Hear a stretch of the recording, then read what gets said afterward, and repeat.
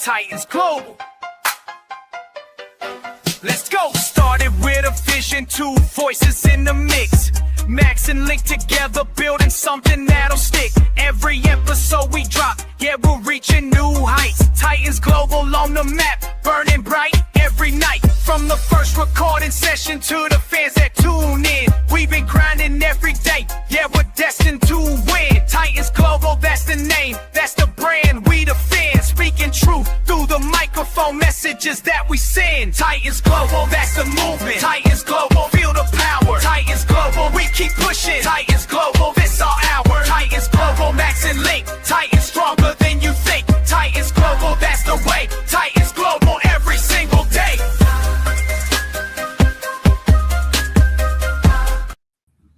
What's up, Titans fans, and welcome to another episode of Titans Global Podcast. I am your host, Maximus Titan Fan, and with me, as always, is my good buddy Link. What's up, bro?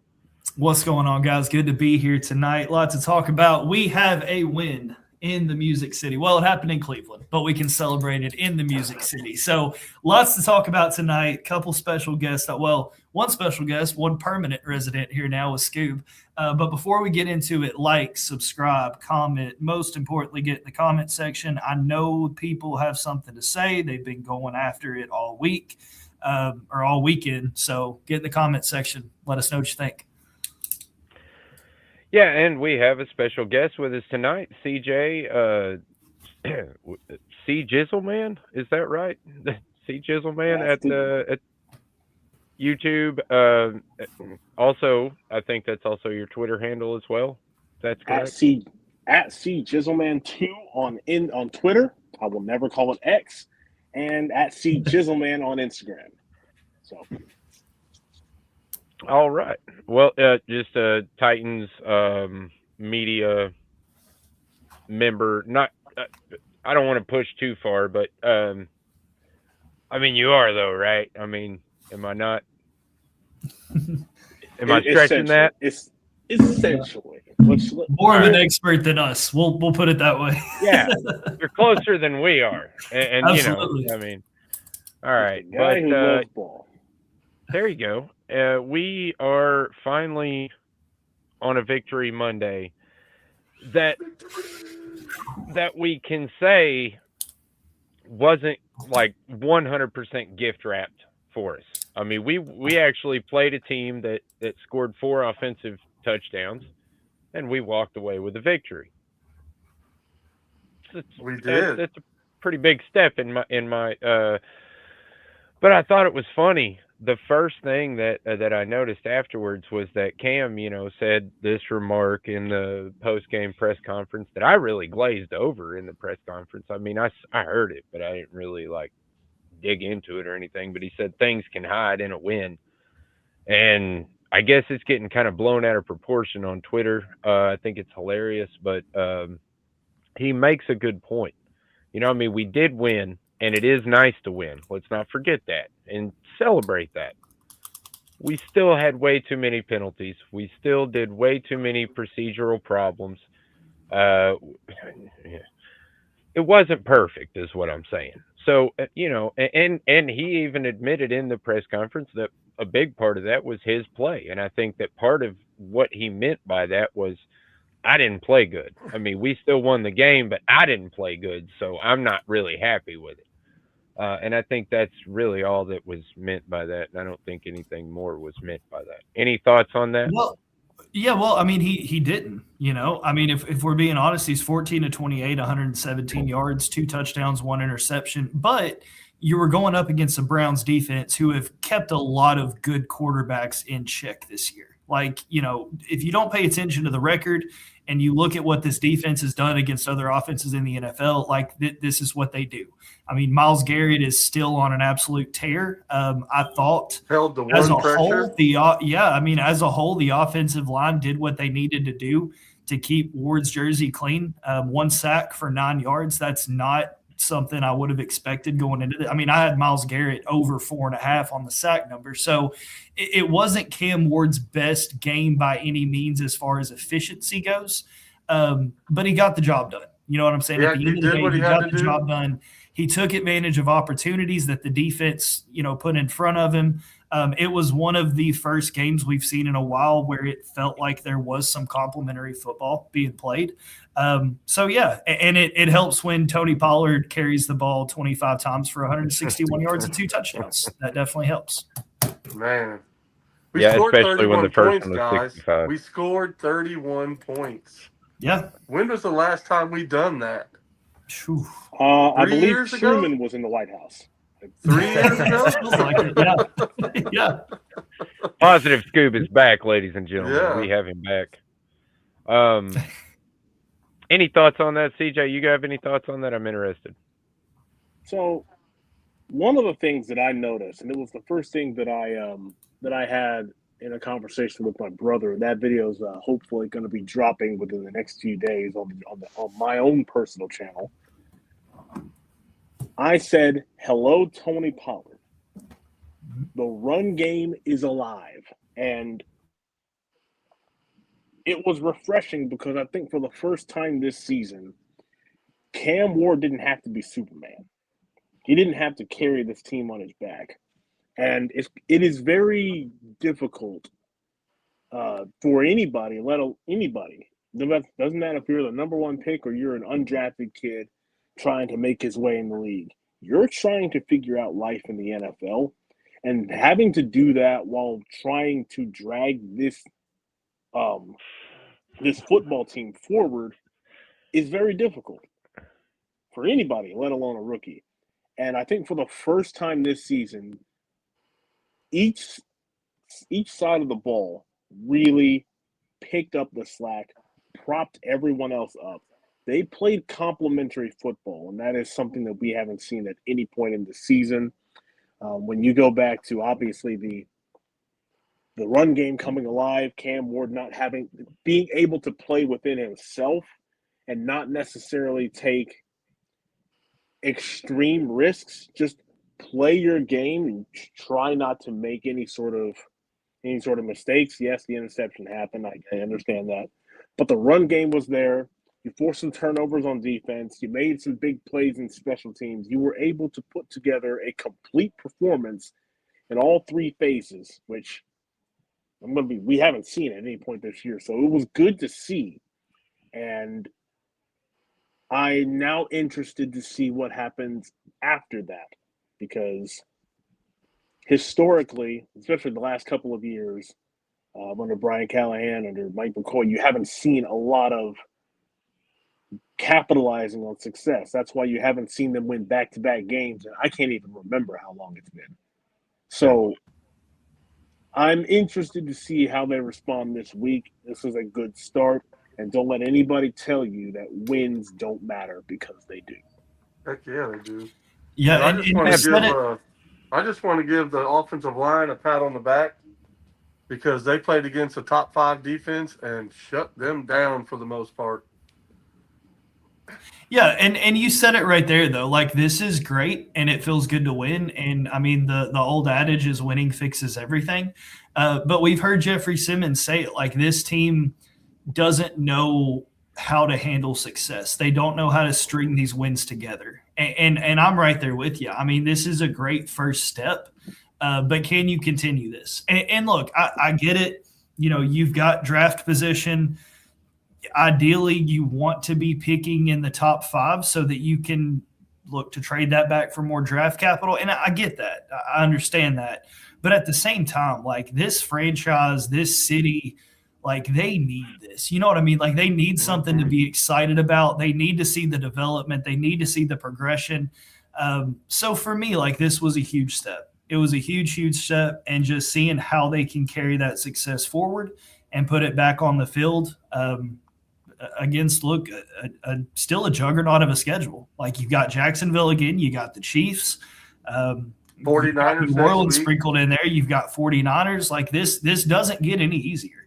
You know what I'm saying? So just seeing how they can handle that, if they can put a product like that back on the field. Like, if this team can score more than 24 points 2 weeks in a row, like, I will officially lose my mind. Yeah, I agree with that. But let's move on to another point that I want to get to. and that was that the Titans really did a really good job of taking Myles Garrett out of the game.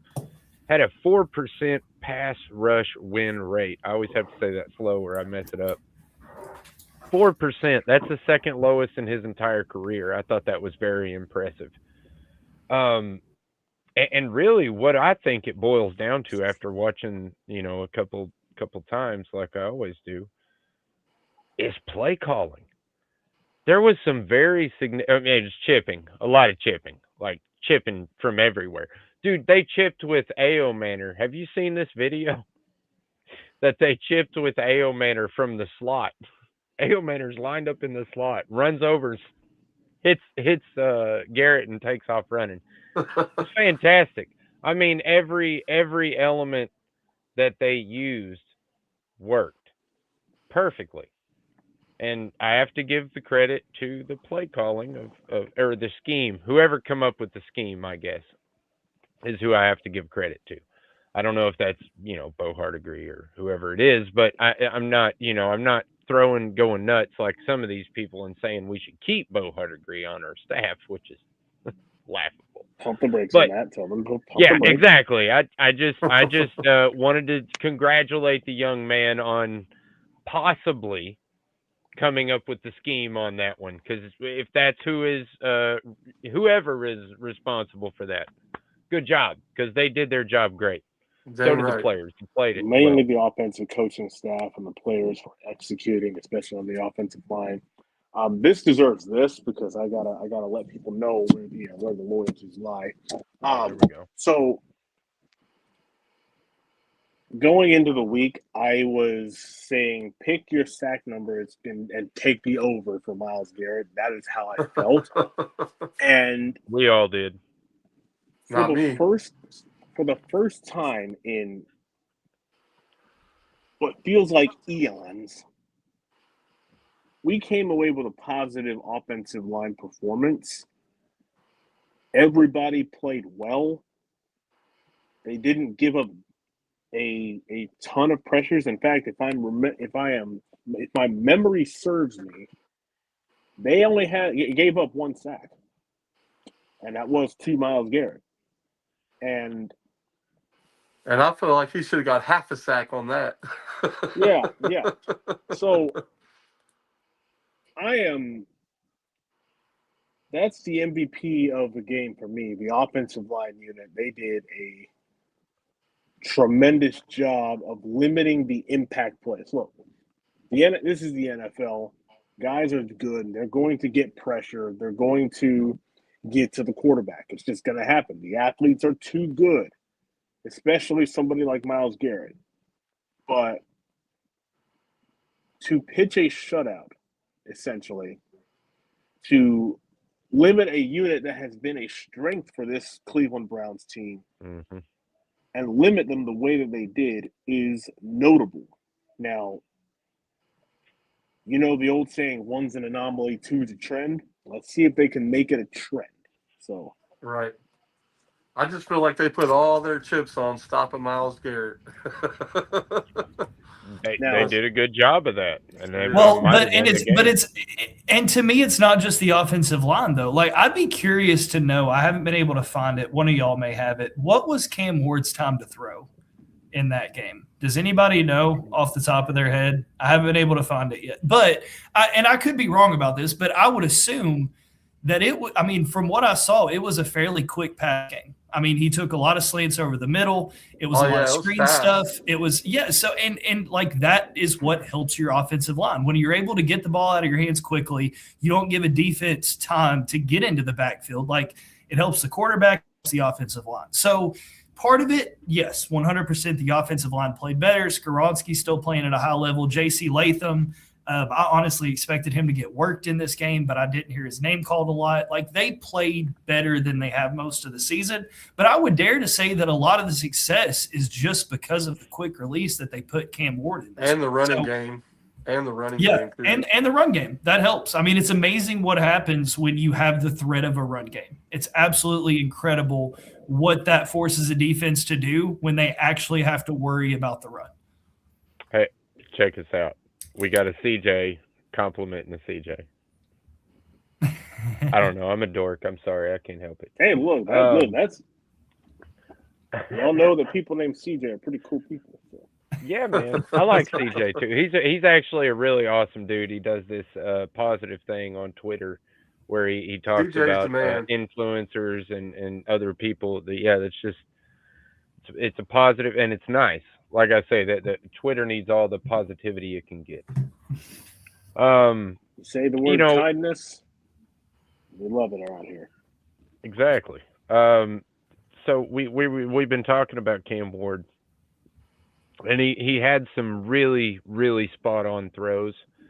Um, I got one to Van Jefferson. If he could have hauled that in, that I mean, it might have been a touchdown.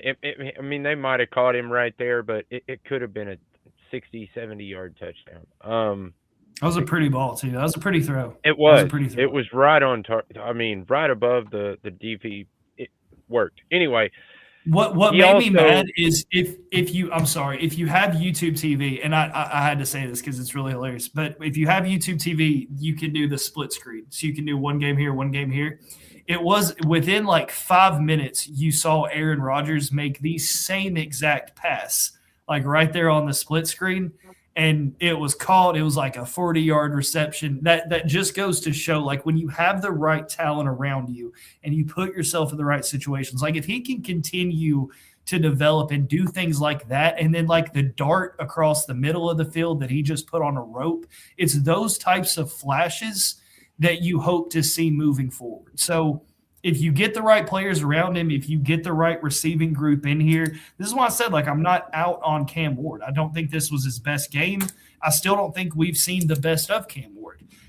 You just have to get the right people around him and develop him. That's been my biggest thing all season. It's my biggest thing going into the offseason. my thing with Cam, and it's just because he's a rookie and young, but he makes amazing plays like that, and then turns around and you got DK that has beat both the coverages by at least 5 to 8 yards, and he misses him. I mean, you don't even have to be that damn accurate. Just throw it up there, and he's going to get it and probably run it in for a touchdown because of how fast he is. So I mean, and I think he also missed another one later in the game to Van Jefferson that he just dead missed him on. And he should have had two picks instead of one.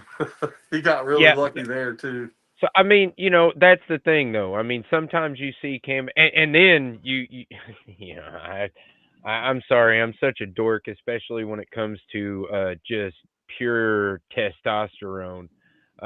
When the play where he throws it away, but he has, he's got the dude on his back and he throws him down to the ground. Oh my God! I don't know how many times I've watched that video. I might just put it on replay on my phone for when I go to sleep tonight. But the point is that play, just those are the kind of things that I want to see from the young man. And I hate that he has to work that hard to throw it away on a Titans team, but it is what it is. So I have a little clip from a piece that Nate Tice of The Athletic wrote. And if you don't know who Nate Tice is, former collegiate quarterback. His father was an NFL head coach, a player and coach and a head coach, currently on the Jacksonville Jaguar staff. So there are 9 rookie wide receivers or tight ends who went either undrafted or were drafted on day 3 in the 2025 NFL draft and have run 190 or more routes this season. 9 of them who were drafted on day 3 or not at all. 3 of them play for the Titans. It is worth noting what this group of skill position guys looks like. If you're not a day 3 rookie or undrafted or day 3 tight end or undrafted, you're also dealing with guys like Van Jefferson, and who at this point in his career is not a guy that you want to give a high volume number of targets to, but you kind of have to at this stage.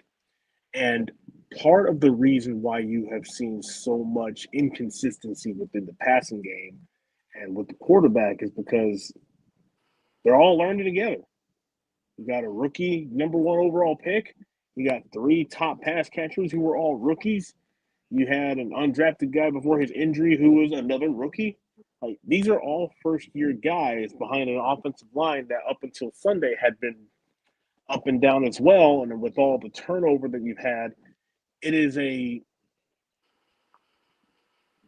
like trying to do paddle boarding with half of a paddle board, and you're trying to get to the other piece. It's a difficult situation to be in for anybody, let alone a rookie quarterback. So part of it is due to the talent. Yes, there needs to be an upgrade in the personnel around Cam Ward. But at the same time, some of the guys who are already here and who are going to be here in the long run are going to have to continue to develop their own skill set, their own game, continue to develop the rapport with Cam, and we'll see what happens. I have a bit of a take that most people probably won't agree with, but it's worth noting that we're still in December, we're still in season, and it is subject to change. But right now, I'm punting on wide receiver because this is not the year, looking ahead, to draft a receiver at the top of the draft, because I'm not necessarily sold on some of these top guys. While everybody's going to point to Jordan Tyson at Arizona State, I don't like the injury history. Carnell Tate, I guess, I don't see as a legitimate number 1. That's why I punt on this, and you continue to build it in the trenches. You continue to build it offensive and defensive line. You dive in head first to the cornerback position, and then you punt and try and find that alpha dude potentially in 2027. Jeremiah Smith. And you could guess Jeremiah Smith is on the top of that list, but listen, I think Cam Coleman is right there. Yeah, that's fair. I think Cam Coleman is right there with Jeremiah Smith. I just as an aside, I watched that game against Vanderbilt, and oh my God, yeah, like, whoa, he used one hand to change the game and the other to change the game again. So there are some special guys in that 27 draft class, and I don't necessarily think you need to reach for one of those guys at the top of 26. I don't disagree. I don't disagree. However, I still think it's something, if you can address that position in free agency, I think you try to do it.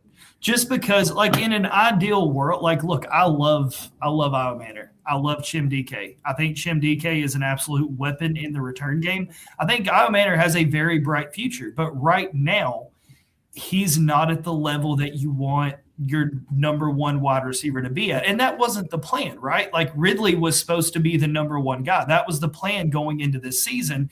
It just didn't work out that way. So now you're asking guys to not only do their job, but what's above their job. You know what I'm saying? So if Ridley is not here next season, which that's still up in the air, but if Ridley is not here next season, I think you need to go out in free agency and at least put feelers out. And if a guy's available, I don't know if you give him a Ridley type contract, but if a guy's available, I think it's worth taking a look at in free agency. And then, revisit that in the next year's draft.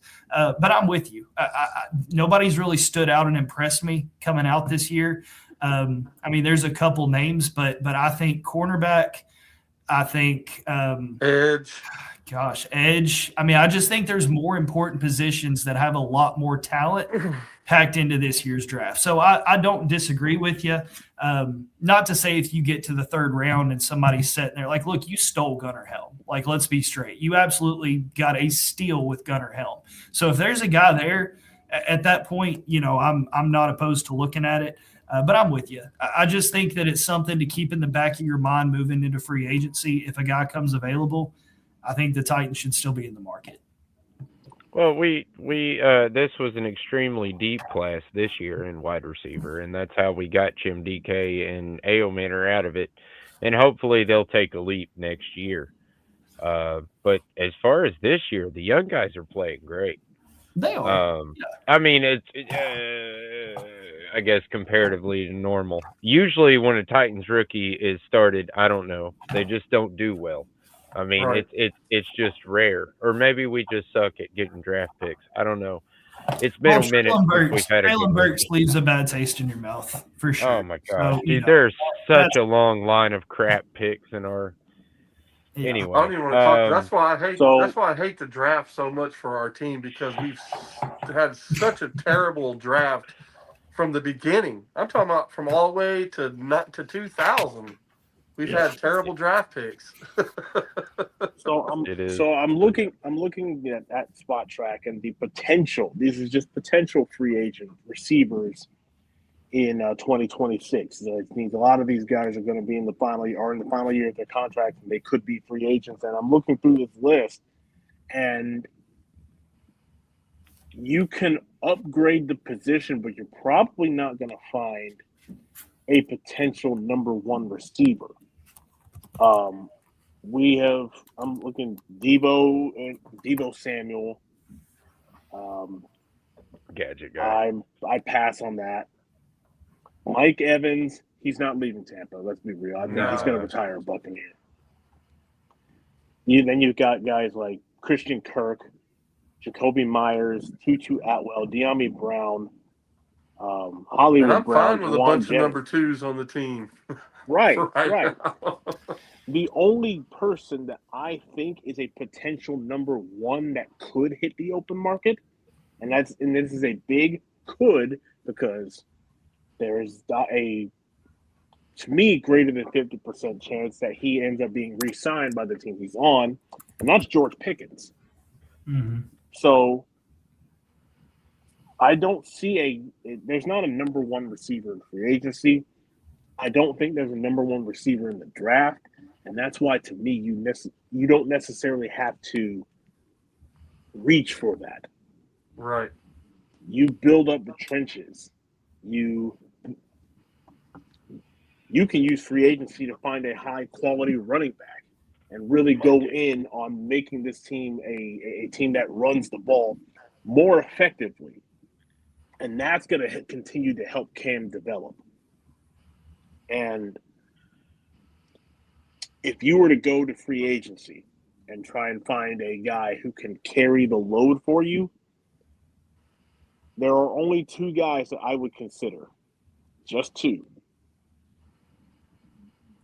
Javonte Williams, potential free agent, Dallas Cowboys, and Breece Hall, potential New York Jets. And both of them are one's 25, one's 24. They've got a couple of years in the league. You could do something like that, not have to pay, heavy money to somebody like that. You continue to build through the trenches. And again, it's worth remembering going into this season before you have decisions to make on guys like L'Jarius Sneed, he's getting cut. Calvin Ridley, you can have the conversation. Lloyd Cushenberry, you can at least have the conversation. Mm-hmm. But before you make those moves, you're still second in the league in overall salary cap space in 2026. Mm-hmm. And you don't have to break the bank for a lot of these guys, but you can be smart and judicious with how you do that. So that's a guy that I'm interested in. Breece Hall and Javonte Williams. Those guys have proven that they are quality backs in this league. And I guess what I'm trying to say is overall, you have to adopt a more physical, aggressive, tough-minded approach to team building and culture building, which is why in a few days I'm gonna post a conversation about potential head coaching candidates once the season is over. And a lot of my top candidates are defensive-minded head coaches or potential head coaching candidates. Just saw one in Cleveland. I mean, let's be real. With Jim Schwartz, like the name's out there. You know what I'm saying? So, I mean, and I'm not saying that's a top guy, but it's like I said last week. I mean, if we're, you got to interview everybody at this point, if not even just to bring them in and get their point of view on what they think they would fix the team going forward. Absolutely. Have you seen how he was hugging Miss Amy after the game? well, that goes back to our shared history. You know how he got his start here. So yep. It's shared history. Now, I am in the camp of people, and I know that the conversations are going to be had once the season starts, but I can't shake it. My top, we're going to see my top candidate on Sunday. In Robert Saleh, the defensive coordinator for San Francisco. He is my top choice right now. And I just continue how we are alike. I continue to keep this thought in my mind. I never judge anybody, player or coach, for whatever happens when they're employed by the New York Jets. I just don't. It is a general rule of thumb for me. Right. When you go back and look at his tenure, he can build a team. He completely remade the defense over and was poised to make his own choice at quarterback, and the Aaron Rodgers things happen. That opens the door, and you think, okay, we're going to get a future Hall of Famer. The problem is you have to turn your autonomy over to Aaron Rodgers. When he comes in the building, he's the one in charge. So, all for it to blow up in 4 plays. And then you're stuck with the guy that you didn't really want in the first place, which is why you tried to replace him, only to be stuck with him again when the guy that you wanted to replace him with got injured. And I personally think that when you have an owner who meddles with Madden ratings, it's really detrimental to how you want to build a team. And remember, that is a real thing that happened. That's true. A real thing that happened. So I don't want to judge Robert Saleh based on what happened when he was the head coach of the New York Jets. I think that they sort of panicked and pulled the trigger a little too early on him, because once that went down, it all fell apart, and they blamed him. And once he was fired, everything fell apart. So Robert Saleh to me is a solid choice. My next choice, I can't shake the feeling that if you were to do it again and go first-time head coach, Chris Shula might be the guy that you would at least have the conversation with. Yeah, he's done some tremendous work with the Rams organization. He obviously has the extensive coaching bloodlines, and he's done yeoman's work with the Rams defense in the wake of Aaron Donald retiring. They didn't miss a beat, and that's hard to do. So Chris Shula is an option for me. I know everybody's going to have the generic Mike McCarthy. He's going to be a stabilizing force. The only thing about him that I don't like is he's been handed good teams every time. I've never seen him build a team. He's been handed good teams. So that's the only thing I don't like about McCarthy. Well, I'll say this about Mike McCarthy, especially with his time in Green Bay. Wasn't the best football team. You had an aging quarterback, and basically your personal project was to develop his successor, and it worked. Yep. So he did a good job with that. And everywhere he's been, the offense follows. So I think that if Mike McCarthy wants to come back into the coaching rank, if he wants to get back in the game, you could talk to him at least. I mean, there's not an issue. Oh, I bet you they're going to talk to him. Yeah, and that's my thing too. And I'll say that, I'll say this, and then I'll get off the coaching stuff. But I agree, leave no stone unturned. I don't think this team is in a position where it can take a flyer on a guy who's never been a head coach. I just don't know if we're there. You know what I'm saying? I mean, I interview everybody. You know what I mean? I think with as young as this team is, and at the point that they're at in the middle of this rebuild, the biggest thing you need right now is structure. That's the bit. You need structure, you need culture, and you need to bring somebody in who has built a culture and developed a structure. So that's my biggest. So I mean, I know there's popular names out there, and look, I mean, I don't care if it's a defensive guy or an offensive guy, because what it's going to come down to is who you put on the staff, who you put in the positions that are going to be there to develop Cam Ward, to develop these receivers, to develop the draft picks on the defense they're going to bring in this year. Like, that's what I want to know. That's my first question. If I'm part of the Titans ownership, is who's your staff? Who are you bringing in? Who is going to be in Cam Ward's ear every single day at practice, at training camp? Like, those are the details I want to know. Now, a few weeks ago, I was dreaming of a combination of Robert Saleh and Mike McDaniel, but seeing as Mike McDaniel is turning it around in Miami, I'm not exactly sure that they're going to pull the plug on the Mike McDaniel experience, so that goes by the wayside. But there is a guy, if you were, say, with a Saleh, for example, there is a guy who I think got a bit of a raw deal when he was an offensive coordinator in the NFL. I think that the sophomore slump hit the guy that he was working with in his first year, and he sort of took the brunt of the punishment, the brunt of the ire for that, and I think it was a bit unwarranted. I would not be mad if you choose Robert Saleh. I wouldn't be mad at a pairing with him and Bobby Slowick, who was with the Houston Texans for C.J. Stroud's rookie season, and that was a fun offense to watch. And they did a really good job, and they won the division and did all those things. And then,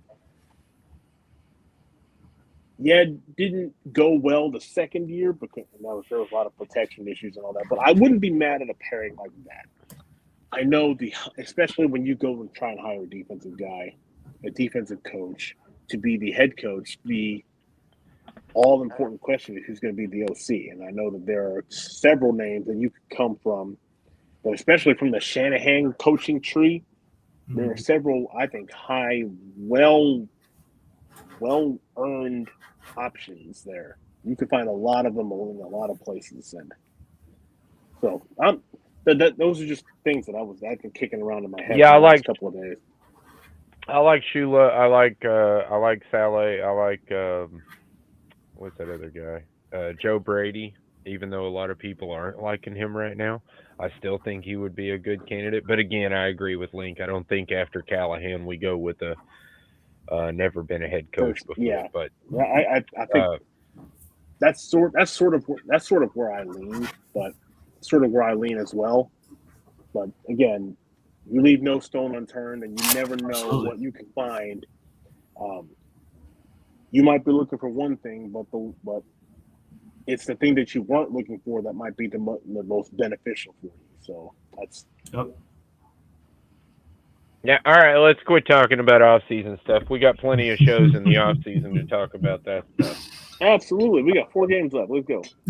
The young players are playing good. Marcus Harris had a pretty good game. Tight coverage when he could get that. He got burned a few times, I'm not going to lie. But he did force a fumble that, we recovered. So there's that. Kevin Winston, 5 tackles, 2 tackles for loss, 2 pass defense, and a pressure. The kid, those 2 youngsters in the defensive back give me a little bit of hope for our defensive back. Maybe, because I was thinking we were going to have to just get a whole new. And people kept telling me that Kevin Winston was good, and I was like, I don't know, man. I ain't seen him on the field yet until I see it with my eyes. But as long as he can stay healthy, holy crap, that dude is amazing.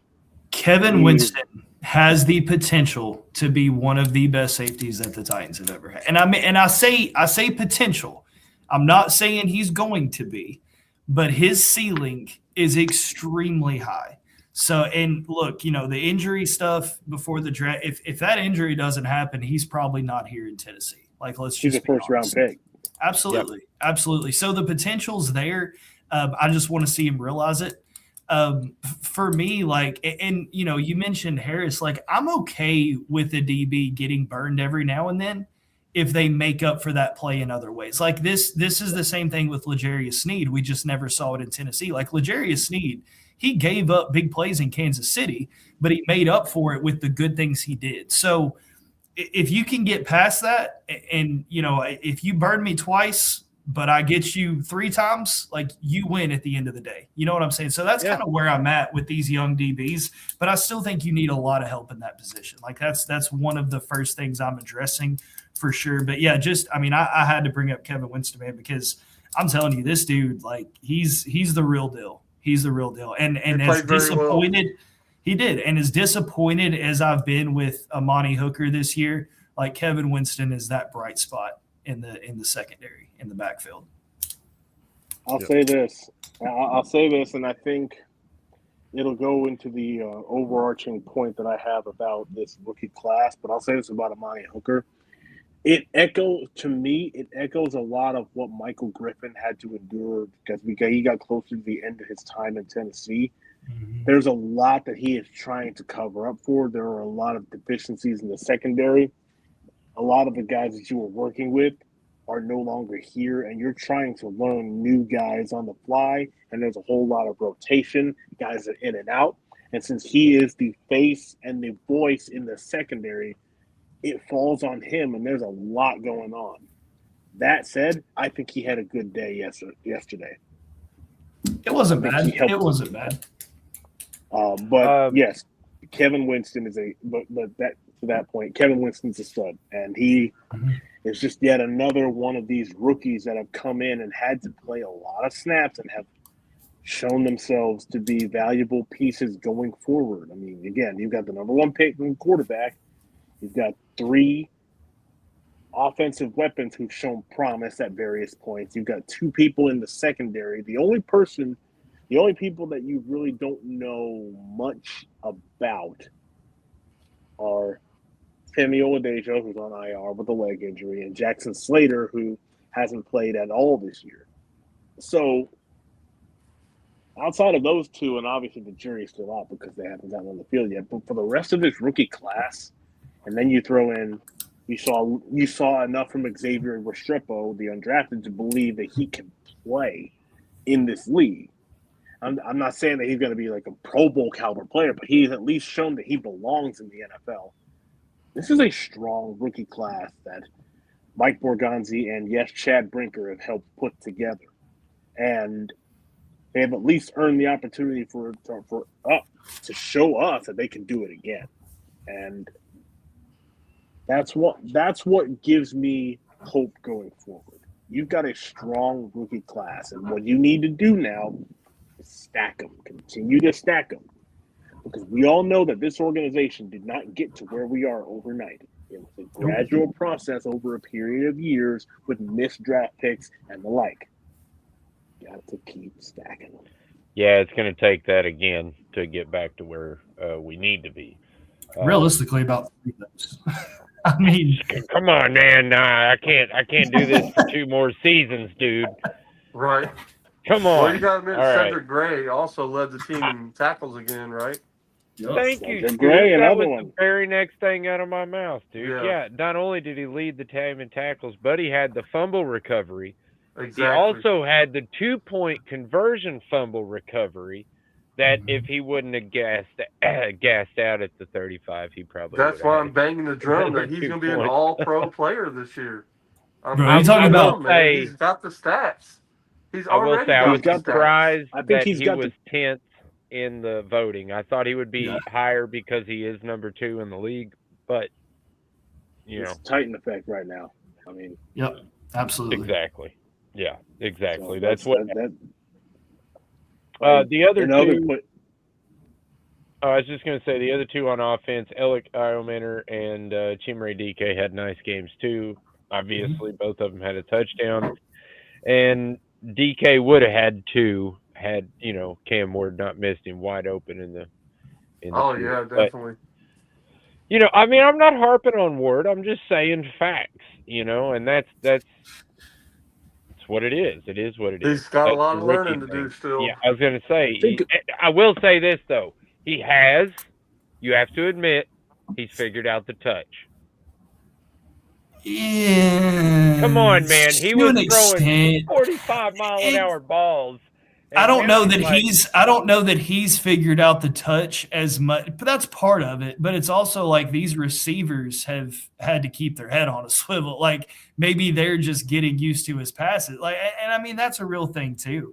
But while we're on Cam Ward, like, okay, so this game was framed. The national media framed this as the showdown of Cam Ward versus Shadur Sanders, and going to bring this up. so that and look, I don't think it was. I don't think you can ever look at a football game and say it is this quarterback versus this one, because there are 53 guys on a roster, and it's a lot more than just quarterback play. But that being said, like the narrative on this now, and Shadur has been named the starter for the rest of the season moving forward. Like, I mean, was anybody that impressed with Shadur? Because I mean, maybe play, man. I guess The kid can play. He can play. I mean, that, He's I'll give going it to to be him. the starter for the Browns for many years. When they telling keep you. him clean, yes, I That agree. kid made some amazing passes in that game, and to me, he played better than Cam in that game. Okay, he had less than let me 50% against the blitz. okay, That's so the let me ask you important this: thing to me. hindsight's 2020. Hindsight's 2020. If you could go back, get yourself a veteran, and get Shadur Sanders in what was it, the 5th round, and then trade back instead of taking Cam Ward number 1 overall. I mean, are we playing that game? Like, is that where we're at? I'm not playing that game. I mean, I'm just saying- it's I'm just saying completely in that different when you game, have Shador Stefanski, showed you've that got he deserves to be Quinshawn there. Judkins, you got Quinshawn That's Judkins, true. you Right. got Jerry Jeudy, you got a much better line starting off. Even if he didn't get it, it was still Well, they had 2 injured offensive linemen in that completely- game too, though. completely different situation.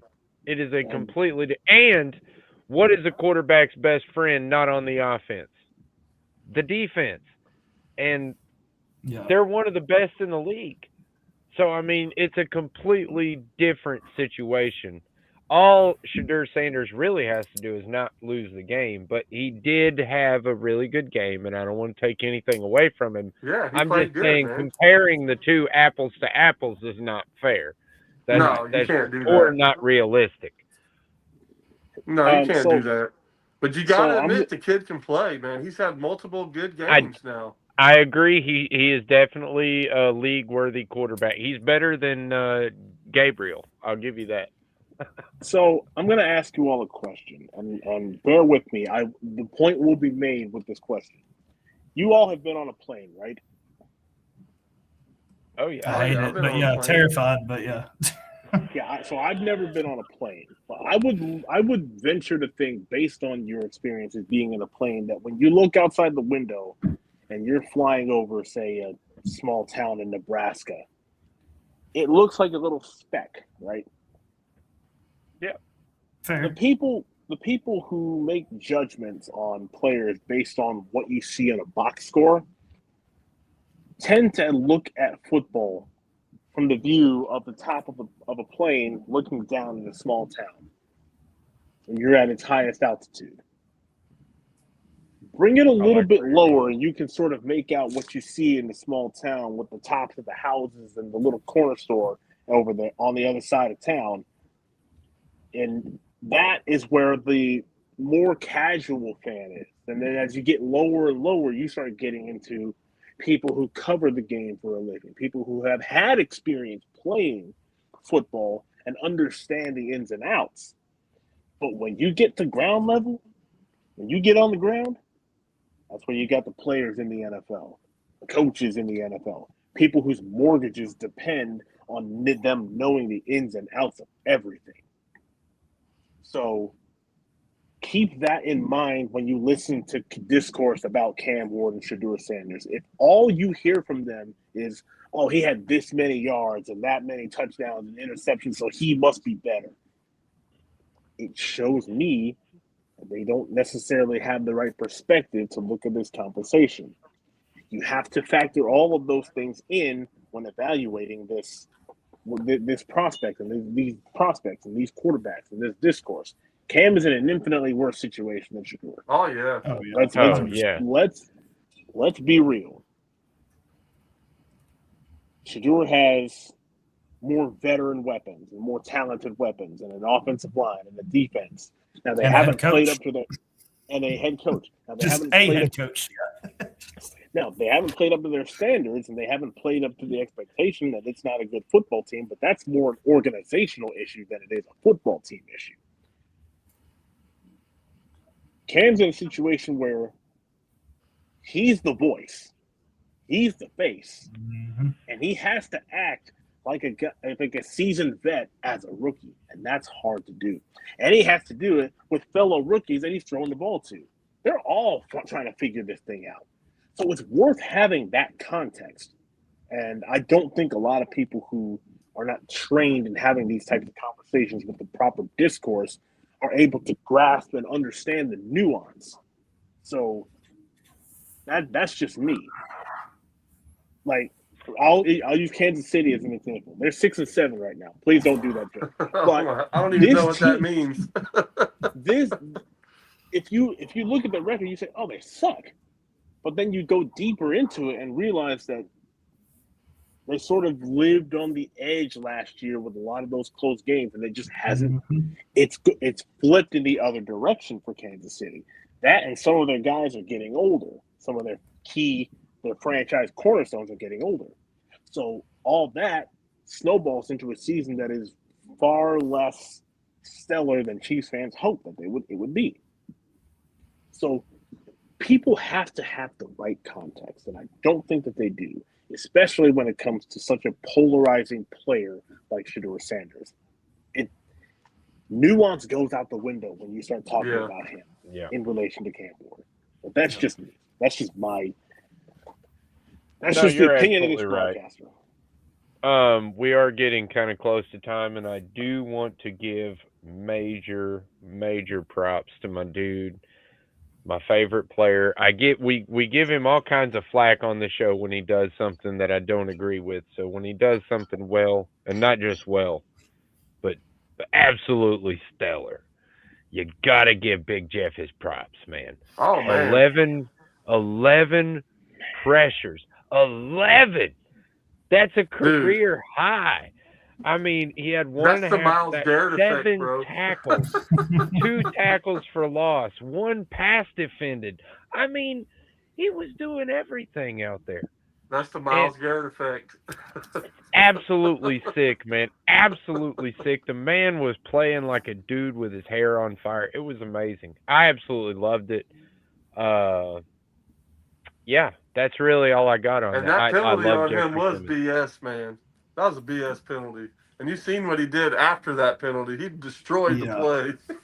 Yeah, there was a couple penalties that I didn't really agree with. But, whatever. Yeah. I'm not, Yeah, credit where credit's due. I've been one of the more, I don't know, not hater, but I've been critical.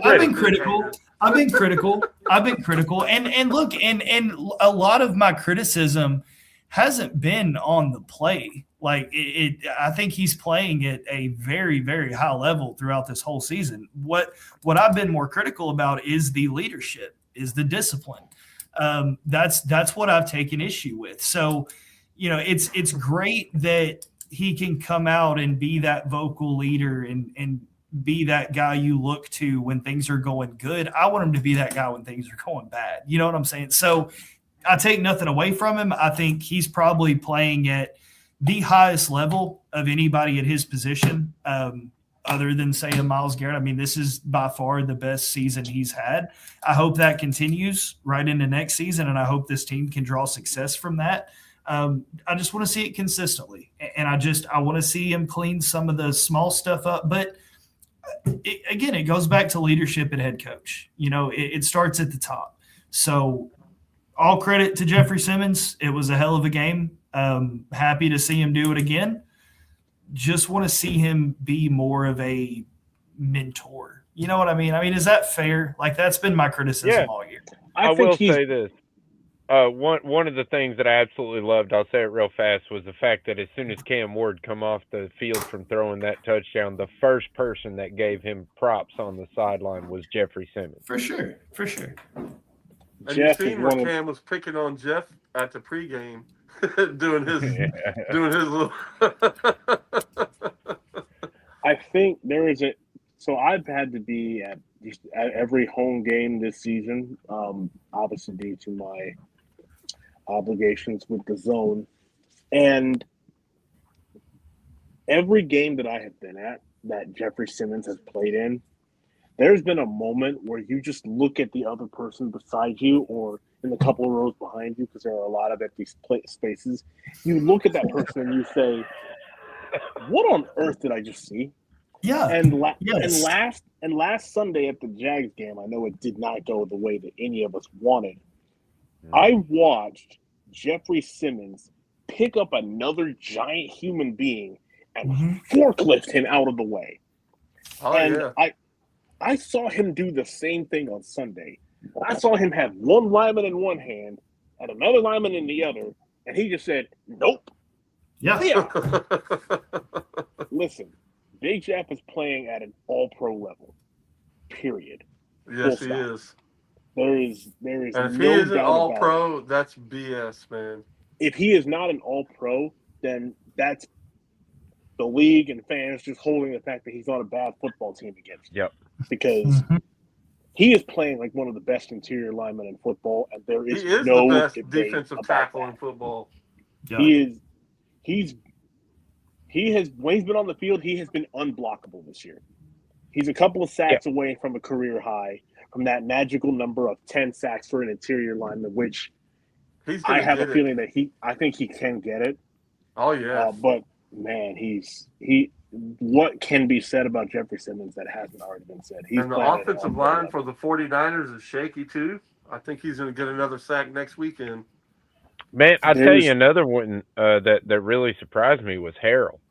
Harrell had a great game. And Absolute Jahad great Ward game. too, man. He has been a beast the last few games. Key had a big game too. I mean, it seemed like pretty much we figured out our pressure issue somehow against the Browns, but maybe it was an offensive line problem. There is some. I don't know if we're getting close to the end here, but there's something that I want everybody to chew on, and I don't know if look, it's a tenuous situation. You have an interim head coach, and you're probably going to hire a new coach, and he's going to bring in a whole new staff. But there are a couple of people that I think should stick around on whoever is the next head coach of the Titans. Obviously, you got to keep Bones Fossil.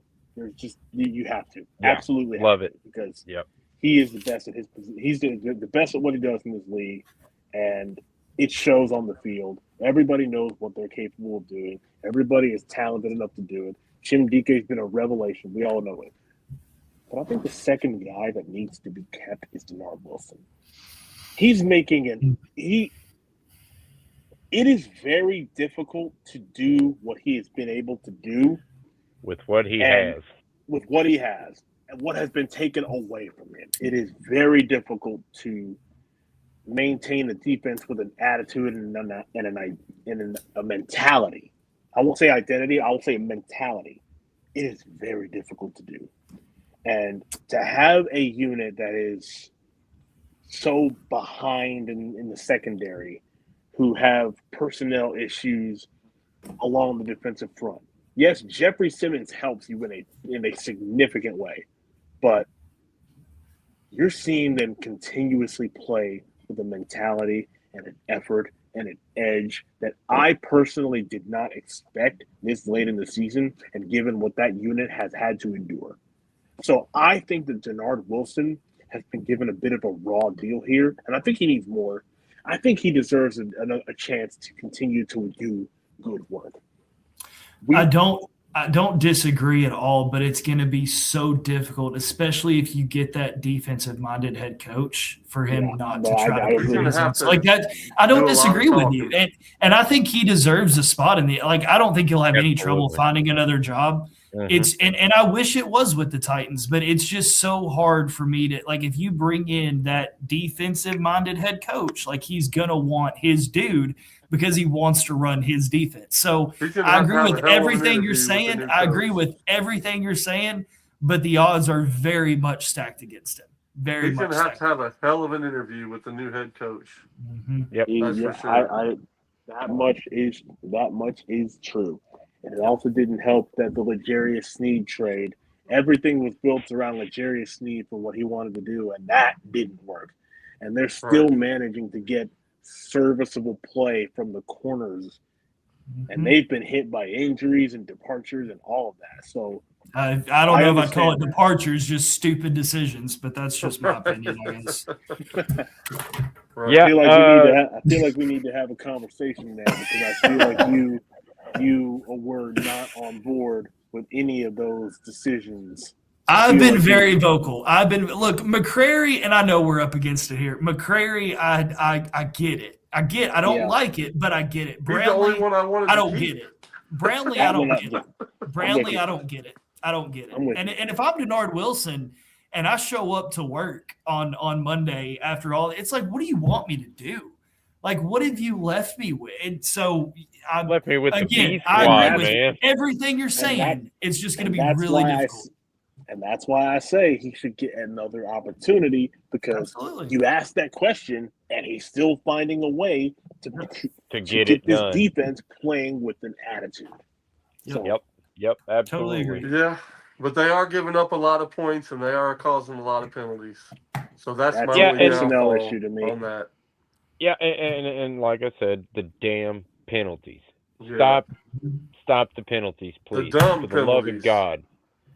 All right, so we are pretty much at the end of the show. We really appreciate you hanging out with us if you have a long time. If you haven't liked us yet, Titans Global Podcast would be kind of sweet. It's not like I was just say it's not like we do this for a hobby. I will come for you.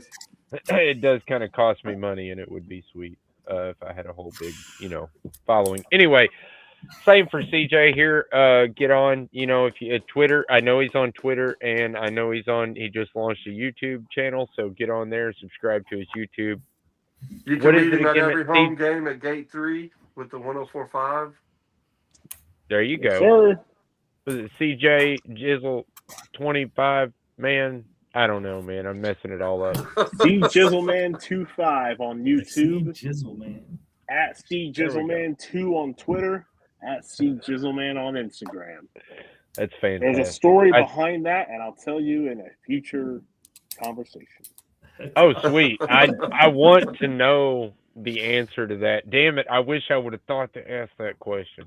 All right. So anyway, now you want to go? I mean, if you're cool to go another 5 minutes and tell us the story, I'd love to know. Give me the story, Jizzle, man. I have to know Jizzle. So I'm sure you are familiar with the Grand Theft Auto series, right? Uh-huh. Everybody, when I was growing up, would call me CJ from San Andreas, and it went from and it continued to graduate from that. Everybody would call me C Jizzle or Siege or the Jizzle Man, and I said, you know what? After a particularly interesting conversation with a friend during my senior year of high school, I said, if I ever do the social media thing, that's going to be my handle. And there it is. There you go. So I chose that. And the reason it's C Jizzleman 2, because this is a new Twitter. C Jizzleman was already taken? No, it was taken by me. It was taken by me. But I deleted it because there were some other issues. Then that's a longer, more painful story that I don't want to get into right now. Fair enough. I had to create a new one, and I couldn't get the old one back, so I just had to add a number to it. All right. Well, I love it. I guess we're going to have you back on for the other story. But we really appreciate you being here with us tonight, CJ. We enjoyed your company. And, if you want to come back on, man, just let me know. Absolutely. I'll be here all week. See you soon, bro. All right, Titans fans, until Thursday when we do our next pre-show for 49ers. Tighten up. Peace out. Peace out. Let's go.